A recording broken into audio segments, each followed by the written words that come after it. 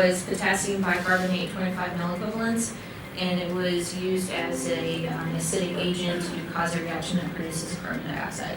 You won't find the large lecture halls in our classrooms.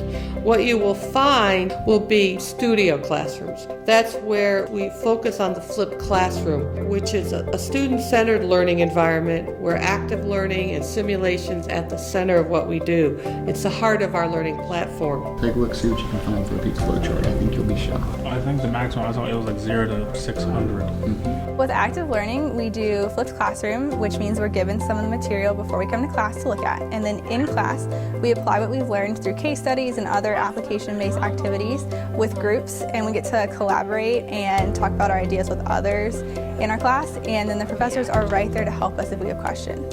It's not like a traditional lecture where the professor just stands in one spot and just talks to you. No, they circulate around, and if there's something you don't understand, that's also the benefit of active learning. Not only with your professor, but if you don't understand something, maybe your classmates understand it better. And maybe there's something they don't understand that you understand better. You can say refer to seasonal allergic rhinitis too about the migraines. I think that Sudafed will play a role in that too. Believe it or not, it's extremely helpful. You get a chance to know your professional personally, you get a chance to know all of your classmates, and you get a chance to talk in depth about the topic. So it's one thing to be lectured and someone to tell you about the topic. It's another thing to discuss it on a daily basis, make sure you understand the concepts, and it really gets you involved in the learning process. Okay, little pitch.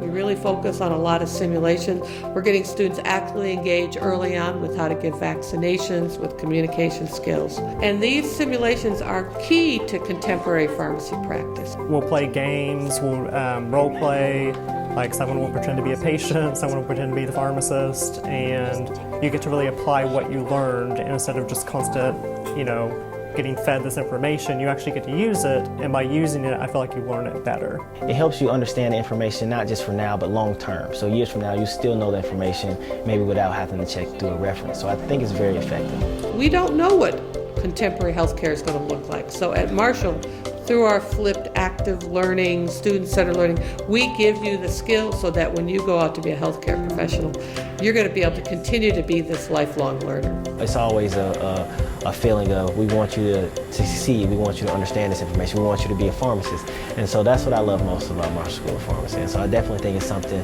that all people looking into pharmacy should consider.